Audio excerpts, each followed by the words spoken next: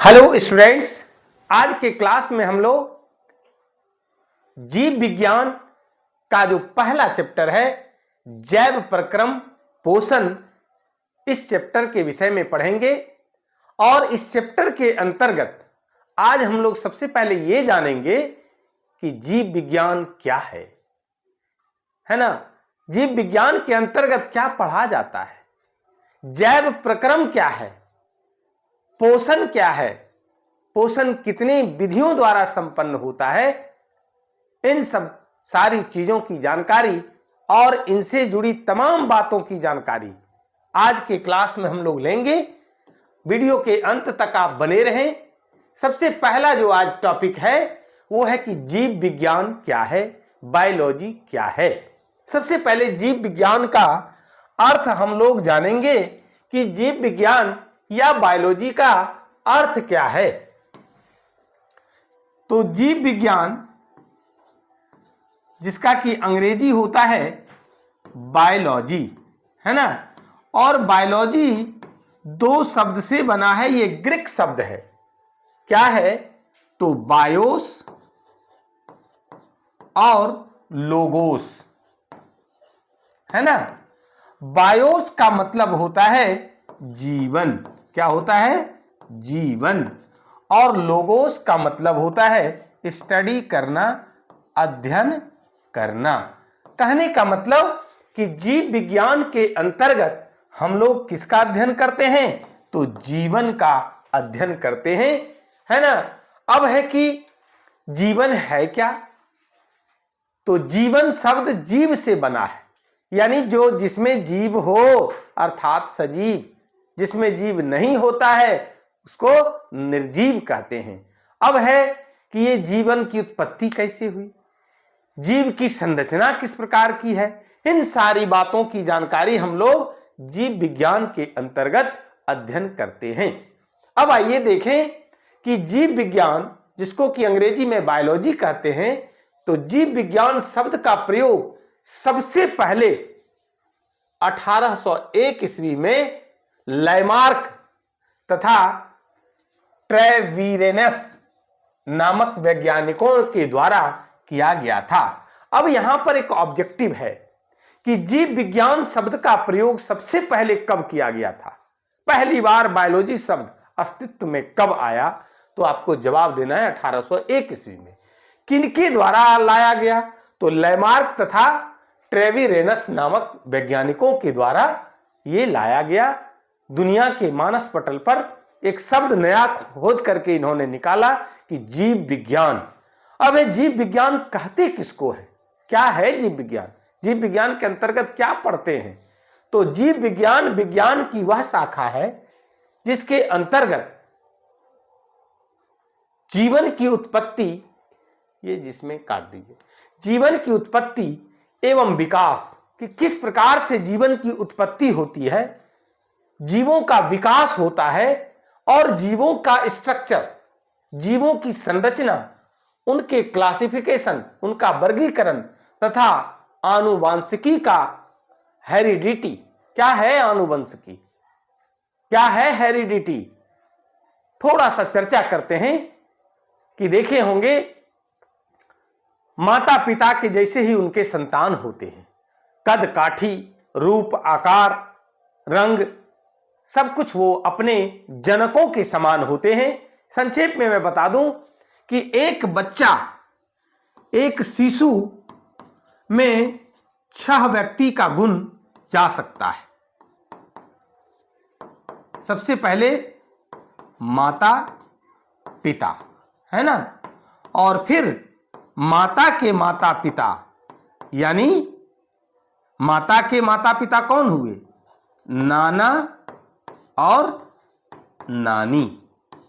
फिर पिता के भी माता पिता, इस बच्चा का कौन हुआ? दादा और दादी। कहने का मतलब हुआ कि एक बच्चे में 6 व्यक्ति का गुण जा सकता है। 1 नंबर माता, 2 नंबर पिता, 3 नंबर नाना, 4 नंबर नानी, 5 दादा, 6 दादी। ध्यान से समझिएगा कि एक शिशु में 6 व्यक्ति का गुण जा सकता है ना। क्योंकि नाना नानी से उनके माता में गुण आता है, दादा दादी से उनके पिता में गुण आता है, और माता पिता से उस शिशु में संतान में गुण जाता है। इस प्रकार से इसी को बोलते हैं आनुवांशिकी। अनुवंश का जो गुण होता है, हेरिडिटी कैरेक्टर जिसको बोलते हैं, वो प्रवेश करता है। तो इन सब सारी चीजों का अध्ययन हम लोग किसके अंतर्गत करते हैं? जीव विज्ञान के अंतर्गत करते हैं, बायोलॉजी के अंतर्गत करते हैं। आगे देखेंगे कि जीव विज्ञान का वर्गीकरण, क्लासिफिकेशन ऑफ बायोलॉजी, है ना, क्या है? तो क्लासिफिकेशन ऑफ बायोलॉजी, जीव विज्ञान का दो शाखा होता है, दो भाग होता है। पहला है जंतु विज्ञान, अंग्रेजी में इसको जूलॉजी कहते हैं। क्या कहते हैं? जूलॉजी कहते हैं। जंतु विज्ञान के अंतर्गत जंतुओं का अध्ययन किया जाता है, एनिमल का अध्ययन किया जाता है ना। विज्ञान में, बायोलॉजी में एनिमल का मतलब जानवर मत समझिएगा, ऐसे अंग्रेजी में एनिमल का मतलब क्या होता है? जानवर होता है, लेकिन यहां पर जंतु होता है। पेड़ पौधा छोड़ करके जितने भी धरा पर प्लांट्स हैं, पेड़ पौधा हैं, चाहे वो छोटा हो या खूब विशालकाय वृक्ष हो, उनको छोड़ करके इस धरा पर, इस संसार में जो भी जीव है, सारा का सारा जीव क्या कहलाता है? जंतु कहलाता है, एनिमल कहलाता है। और जीव विज्ञान के जिस शाखा के अंतर्गत जंतुओं का अध्ययन किया जाता है, उनके जीवों की उत्पत्ति, जीवों की संरचना, आनुवांशिकी आदि से रिलेटेड सारी बातों का अध्ययन जीव विज्ञान के जिस शाखा में किया जाता है, उस शाखा को जंतु विज्ञान कहते हैं। एक बहुत ही इंपॉर्टेंट प्रश्न है कि जंतु विज्ञान के जनक कौन हैं? अरस्तु महोदय हैं। बहुत ही इंपॉर्टेंट जानकारी है, आप इसको ध्यान में रखेंगे कि जंतु विज्ञान के जनक कौन हैं? तो एरिस्टोटल, अरस्तु। अब है कि वनस्पति विज्ञान, दूसरा जो शाखा है, दूसरा जो क्लास है, दूसरा जो पार्ट है, कहिए जीव विज्ञान का, इसको अंग्रेजी में क्या कहते हैं? बॉटनी कहते हैं। क्या कहते हैं? बॉटनी कहते हैं। नाम से ही पता चल रहा है कि वनस्पति विज्ञान, यानी जिस विज्ञान, जीव विज्ञान की वह शाखा जिसके अंतर्गत पेड़ पौधों का अध्ययन किया जाता है, वनस्पतियों का अध्ययन किया जाता है, उस विज्ञान को वनस्पति विज्ञान या अंग्रेजी में बॉटनी कहते हैं। तो पेड़ पौधों का अध्ययन इसके अंतर्गत किया जाता है, चाहे वो छोटा से छोटा हो या फिर विशालकाय बड़े वृक्ष हों, सबका अध्ययन वनस्पति विज्ञान के अंतर्गत किया जाता है। अब है कि वनस्पति विज्ञान के जनक कौन है? तो इसके जनक जो है वो है थियोफ्रेस्टम। कौन है? थियोफ्रेस्टम। ये ऑब्जेक्टिव क्वेश्चन आपसे पूछा जा सकता है, कंपटीशन वगैरह में भी इस प्रकार के प्रश्न पूछे जाते हैं, आप बारीकी से समझने का प्रयास करेंगे। आगे है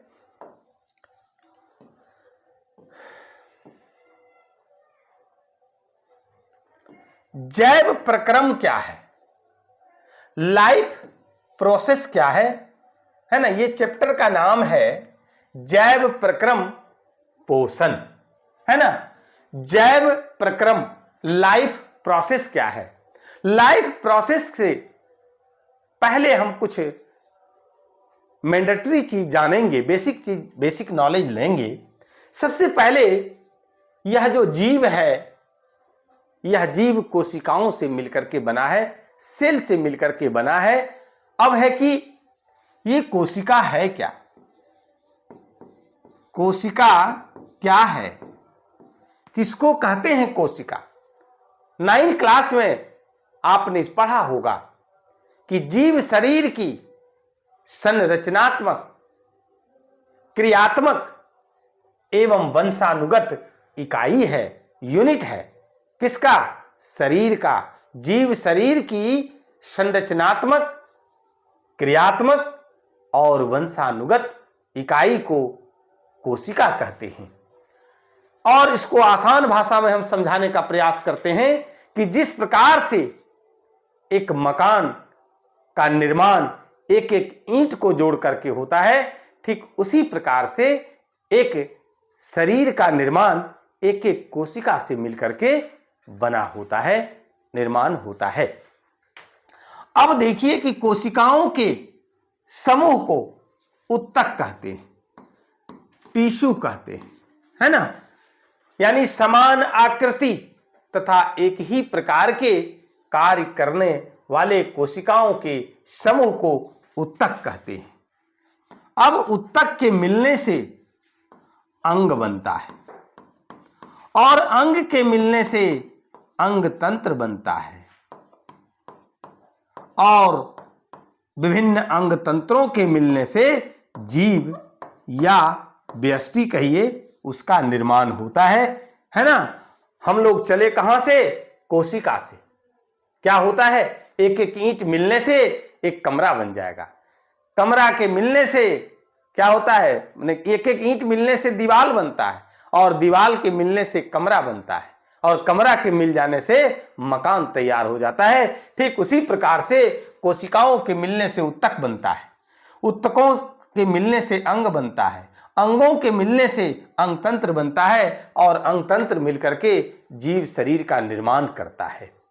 अब आइए कि ये जो जीव है, इस जीव का मेंटेनेंस करना पड़ता है, अनुरक्षण करना पड़ता है और मेंटेनेंस करने की जो विधि होती है वही क्या कहलाता है? लाइफ प्रोसेस कहलाता है, जैव प्रक्रम कहलाता है।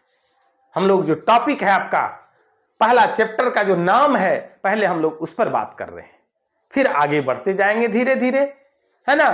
तो जैव प्रक्रम किसे कहते हैं? तो वे सारी क्रियाएं जिनके द्वारा जीवों का अनुरक्षण होता है। अनुरक्षण का मतलब होता है मेंटेनेंस, है ना, रख रखाव, देखभाल, देख रेख। तो मेंटेनेंस होता है जिन क्रियाओं के द्वारा जीवों का अनुरक्षण होता है, वह क्रिया, वह प्रोसेस जैव प्रक्रम कहलाती है, लाइफ प्रोसेस कहलाता है।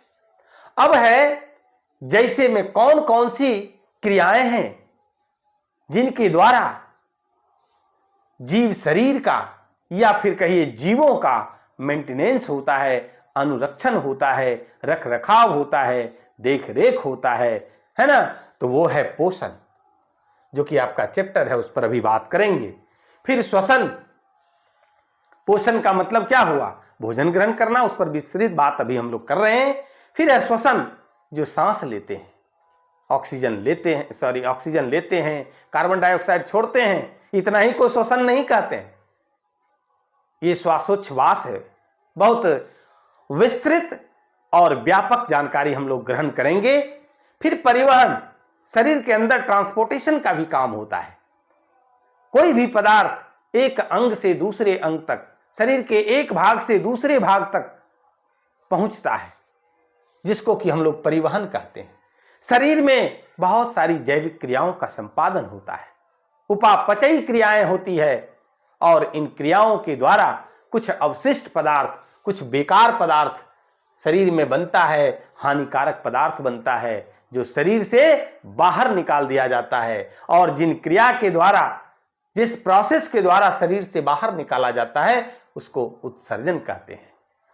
और ये जो पोषण, श्वसन, परिवहन, उत्सर्जन, हर टॉपिक का एक चैप्टर आपके सिलेबस में है और सबको इन डिटेल में हम लोगों को पढ़ना है कि ये क्या है श्वसन, किस प्रकार से श्वसन क्रिया का संपादन होता है, परिवहन क्या है, परिवहन किस प्रकार से शरीर में होता है, कौन से पदार्थों का परिवहन होता है, उत्सर्जन किस प्रकार से उत्सर्जन होता है, कौन कौन उत्सर्जी पदार्थ है शरीर में, किस क्रिया के द्वारा वो बनता है। इन सब सारी चीजों की जानकारी हम लोग आगे के चैप्टर में जीव विज्ञान के अंतर्गत ही लेंगे। अब आइए अगला जो है टॉपिक, वो है पहला जो जैव प्रक्रम है, वो है पोषण, न्यूट्रिशन। हम लोग जो भी इस संसार में करते हैं, पढ़ा भी रहे हैं, आप पढ़ भी रहे हैं, हम दिखा रहे हैं, आप देख रहे हैं इसी पेट के लिए, क्या इसी पोषण के लिए। पोषण एक महत्वपूर्ण क्रिया है। मनुष्य की सबसे जो मूलभूत आवश्यकताएं हैं, रोटी, कपड़ा और मकान। रोटी पहला पोषण शब्द से है, न्यूट्रिशन शब्द से है। आइए बायोलॉजी में किस प्रकार से पोषण को परिभाषित किया जाता है उसको हम लोग देखते हैं कि वह विधि जिससे जीव पोषक तत्वों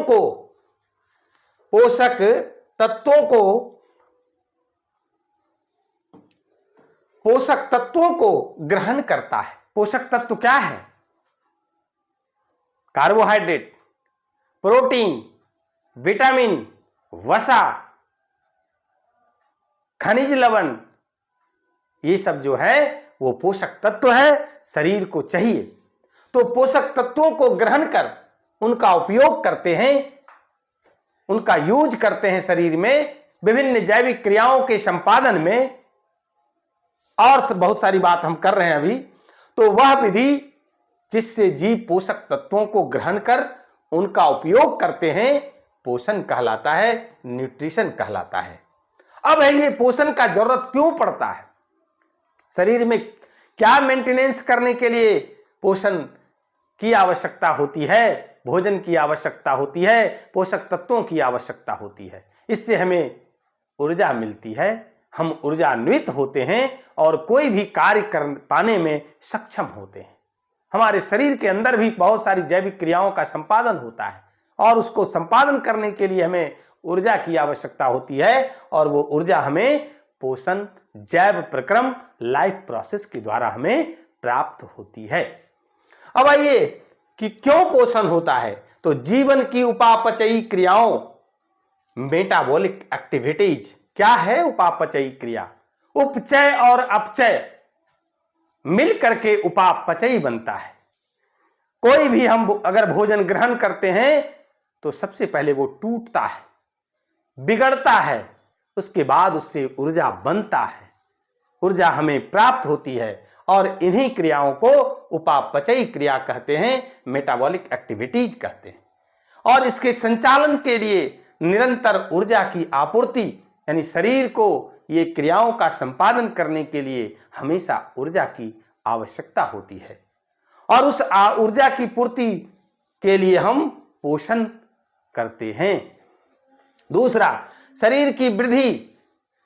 हमारा जब जन्म होता है उस समय छोटा बाबू के समान होते हैं, और धीरे धीरे शरीर ग्रोथ करके 6 फीट लंबा चौड़ा कद काठी हो गया, यानी शरीर का वृद्धि हुआ, शरीर का विकास हुआ, और इसके लिए भी हमें ऊर्जा की आवश्यकता होती है। और ये कब हमें प्राप्त होता है?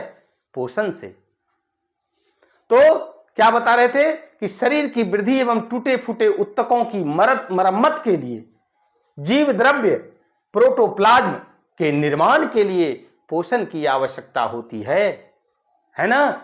अब है कि जीवों में पोषण मुख्यतः 2 विधियों के द्वारा होता है। हम लोग जो भोजन ग्रहण करते हैं, पोषण करते हैं, है ना, न्यूट्रिशन करते हैं, वो 2 तरह से होता है। पूरे माने ओवरऑल सारे जीवों की बात मैं कर रहा हूं। सबसे पहला है स्वपोषण, इसमें मूर्धन्य न होगा, है ना। तो स्वपोषण ऑटोट्रॉपिक न्यूट्रिशन, और दूसरा है परपोषण हेट्रोट्रॉपिक न्यूट्रिशन। स्व मतलब होता है अपना, पोषण, पर माने होता है दूसरा। उस पर बात करेंगे खूब विस्तृत तरीके से। आइए देखें पहले स्वपोषण, ऑटोट्रॉपिक न्यूट्रिशन, है ना।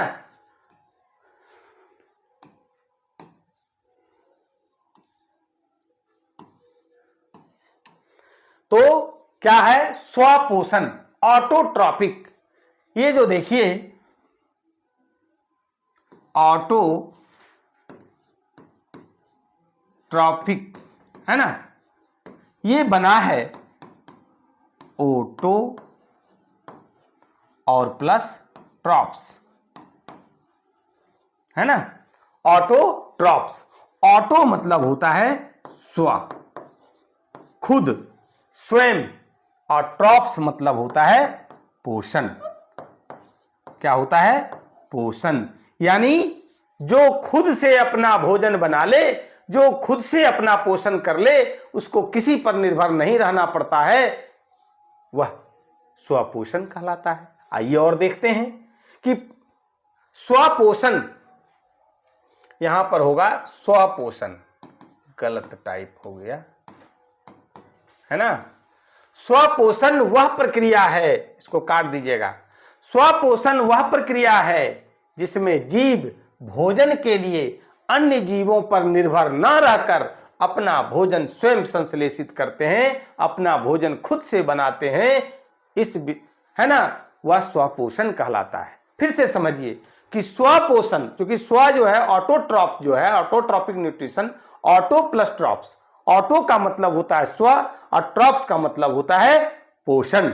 यानी अपने से अपना पोषण कर लेना, अपने से अपना भोजन बना लेना, किसी दूसरे जीवों पर निर्भर नहीं करना स्वपोषण कहलाता है।